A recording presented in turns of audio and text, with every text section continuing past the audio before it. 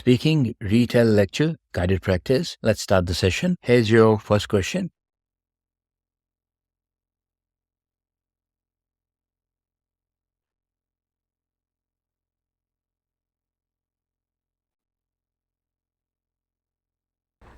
Okay, so today I want to talk about banking, and this ties in somewhat to my previous lecture, which was on real estate, because banks are major real estate lenders and investors in real estate securities, and we're going through a subprime crisis right now, which is a banking crisis as well. And so I will talk a little bit about what we discussed last time. But anyway, I wanted to start out with the most fundamental thing is what are banks? Okay, what is a bank?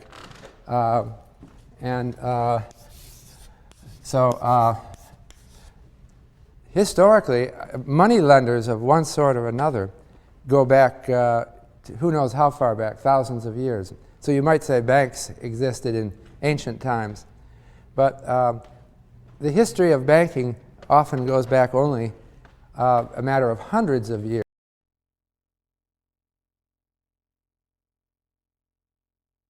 Here's the sample response. The lecturer talks about banking and how it is related to real estate. This is because banks lend a lot to real estate and in real estate sector. The current banking crisis is largely related to real estate, according to the lecturer, though money lenders have been around for thousands of years. Actual banking sector is not so old. Now, if you look at the image, you can see there's a house, there are some papers with a pen, so sort of like an agreement, there's a key. So it tells you that the lecture is going to be about some kind of a real estate transaction. Maybe it's going to be about mortgage or something like that in that general area. And yes, when the lecture starts, and if you pay attention, that is what this is about. It's about banking, real estate, the money being lent to real estate sector. So those are the keywords.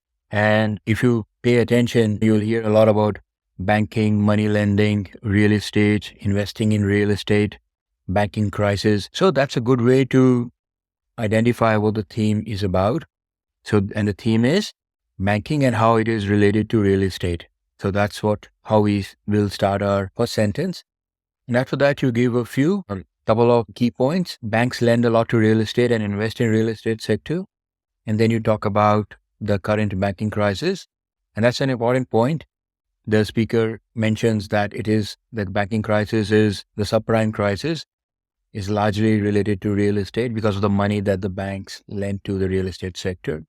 So if you can pick that point and show that relationship between the crisis and the cause of the crisis, then that's good. You have picked an important point. And finally, the speaker, he talks about that money lending has been around, but the banking sector in current form, that's not that. So that we can either mention as third point, or it can even serve as some kind of a conclusion, the way to end your lecture, that though money lenders have been around for thousands of years, actual banking sector is not so old. Or you can say that the lecturer notices that even though money lenders have been around, such crises have never happened before and are the making of the current banking sector. So if you do that, then that's an even better conclusion that you have drawn. All right. Otherwise, keep it simple. Pay attention, and I'm sure in your notes you have been able to capture words like banking, real estate, crisis, mortgage crisis. If you have those words, then it's very easy to frame a response. Let's go to the next question.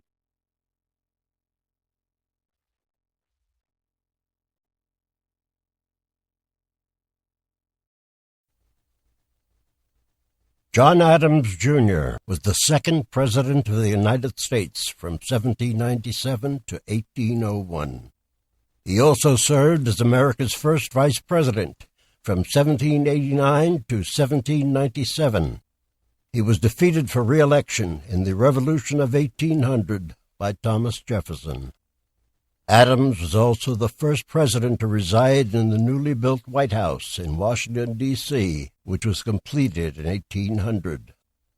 Adams, a sponsor of the American Revolution in Massachusetts, was a driving force for independence in 1776. He He represented the Continental Congress in Europe. He was a major negotiator of the eventual peace treaty with Great Britain and chiefly responsible for obtaining the loans from the Amsterdam money market necessary for the conduct of the revolution. Here's the response. The lecture is about John Adams Jr., who served as the second president of USA and was also its first vice president. But he couldn't be re-elected, losing the elections to Thomas Jefferson. He was also the first president to live in the White House. He played a major role in the revolution for independence. Now, when you look at the image, you see a man and John Adams. So that means the name of this man is John Adams, and that is what the lecture is going to be about, that it will largely be centered on John Adams. If you come across a topic like this, then as a rule of thumb, PTE doesn't assume that you have specialized knowledge of any such topics. Some of you might know who John Adams was, but most of you won't really know. Even most Americans probably will have a hard time answering who the second president of USA was. So don't worry, if you think, now in practice that, I didn't know anything about John Adams, then it's fine. You were not supposed to know that. You can simply listen, take down some notes, and then give an answer based upon that. Now, when you're visualizing, you will see the same face. You can have that in your mind. Okay, so this is John Adams. And then as a speaker, adds more information that second president of US, vice president, lost to Thomas Jefferson. So all of that, you start populating that picture. And in your notes also, you can write down, as we discussed in one of the sessions, how you take notes. That's very important. And everyone has their own technique. So for example, you can just write JA in the center and then draw arrows into it. So one arrow can say number 2 and ND, that is second president of US. So you don't even write full president. You just write PREZ and US.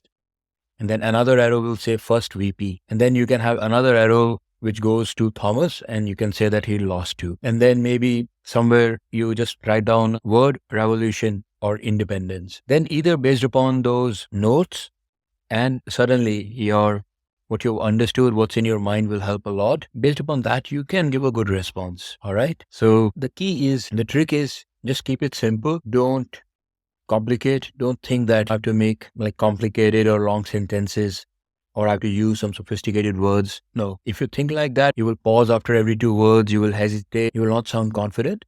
But if you go in the flow, you'll be able to give a good answer easily. Shall we go to the next question? Here it is.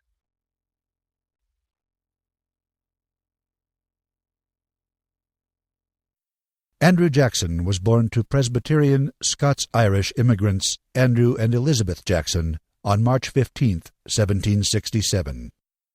The youngest of the Jacksons' 3 sons, he was born just weeks after his father's death in the Waxhaws area near the border between North and South Carolina. His exact birth site was the subject of conflicting lore in the area. Jackson himself claimed to have been born in a cabin just inside South Carolina. He received a sporadic education in the local Old Field School.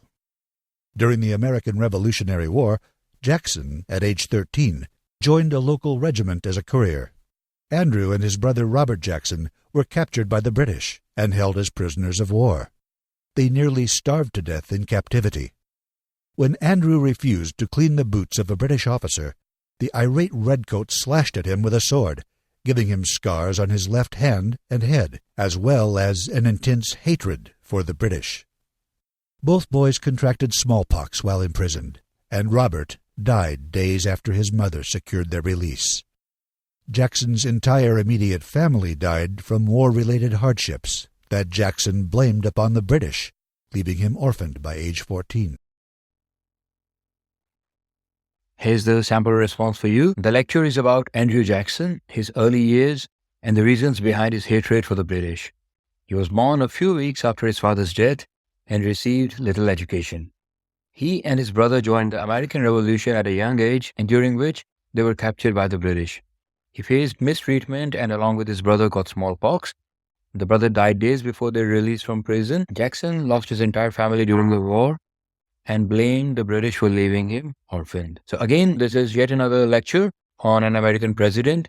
And in this case, the title, the image is much more helpful. You can see that the lecture is going to be about Andrew Jackson, the 7th president of the US. And our technique is simple. Once you understand what the lecture is going to be about, just get ready to listen and especially look for information related to that. Anticipate that you will hear things about Andrew Jackson related to his presidency, related to the US, and then you visualize, you hear, you take notes. What are the notes that you can take here? It's Andrew Jackson, so you can just write AJ if you want to, and then another word, British, and you can draw an arrow, and on the arrow you can write hate. So little education, you can have Andrew Jackson and a plus sign to indicate his brother. So maybe you can mention smallpox and death to indicate that the brother had got smallpox and died after the release from prison. So if you are able to just gather these few things in your notes, that AJ, British, hate, brother, smallpox, death, then that's enough to form a good response. So you will start with that lecture is about Andrew Jackson and the reasons why he hated British. Then you can say there's a one sentence about his little education, but a lot more about his family, his brother, the hardships that they faced. And all of that is in your notes. The conclusion here, that he lost his entire family during the war and blamed the British. So you don't have to say, as I mentioned earlier, that to conclude, Jackson really hated the British. And that can be one conclusion, and that would also be right. But you can also put it the way it is in this response. All right. So practice note taking. I hope you have been doing that in this guided practice session as well. Now, let's look at the last question in this session. And if you haven't followed all the steps so far, please, for this question, let's do it. Use all techniques that we discussed, that we visualize, we try to understand, and we try to take notes. Okay, just do this and you will find that no lecture is difficult for you. Hi, I'm Terry Owens. Today our guest is Miriam Martinez. Miriam, we'd like to start the show off by asking you to give us a little bit of background about yourself, like where are you from, where do you teach, what grade level, etc. Hi, thank you for having me. I am originally from Puerto Rico, which is an island in the Caribbean, and I am working for Bernie Independent School District here in Texas, and I teach teachers. I help teachers integrate technology in their classrooms, and I help teachers from kinder to 12th grade. Well, that sounds like a really fun job. The most common reason given by teachers as to why they chose to get into the teaching profession is that they want to make a difference. So exactly how did you get into teaching, and what was behind your passion to become a teacher? Well, it is not far from my reasons to become a teacher that I wanted to make a difference, but in reality, I thought of my family when I was raising my kids, and I thought it would be a good idea to get into teaching, to be out working at the same time that. Here's the sample response. In the interview, the lady describes her background and reasons behind why she became a teacher.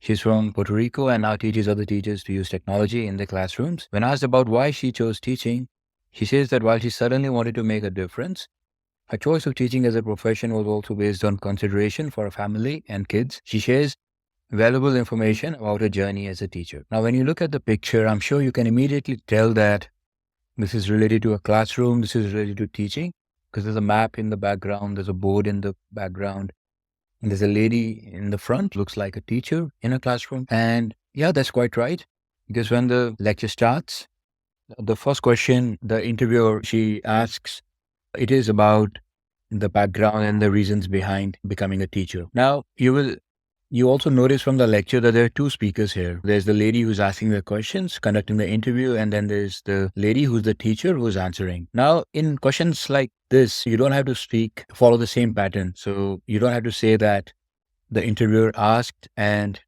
the lady replied, she asked and then the teacher replied. No, you can speak because what's important is what the teacher is saying here, the answers, because she's giving explanations, she's giving reasons. So you don't always have to refer to the interviewer, okay? But yeah, If you know that it's an interview, then when you start the response, don't say in the lecture, say in the interview. That makes it much more accurate. And then when you visualize this, when you take notes, what do you see in your mind? So I see two ladies talking to each other on a stage, like conducting an interview, or in a room. There's a mic in between them. One is on the left, the other is on the right. And then the lady on the left, she asks about teacher and teaching. And then I see some images of schools, of classrooms. And the lady, she says, then she explains that she teaches other teachers. So then I see like a seminar or one of those training programs that you might have attended in your company as well, where they conduct professional training. So this is the same as that, when a person teaches other teachers. So that is professional training. And yeah, if you are able to see all of that, you will be able to form a response. One important point that I want to mention. So in this audio, the interviewer, she also mentions the teacher's name. Now, don't bother if you have not been able to remember the name. In fact, I would say that it is much better just to avoid the name, because the chances that you will mispronounce the name or repeat a different name, they're quite high. So in responses like that, just say the lady or the teacher describes the background. That's accurate. PTE doesn't expect us to remember words whose pronunciation can vary. So the names, they depend upon the country, the culture, which language the names originate from. And we can't expect everyone to know the right way to pronounce all names, to be familiar with all names. So better just to avoid that. Focus on just capturing the main idea. All right. So that was our practice session. And I hope you found this useful. We have discussed some key things, what to focus on, what to avoid, how to construct our responses. Now do some practice on your own and try to take care of all these things that we discussed.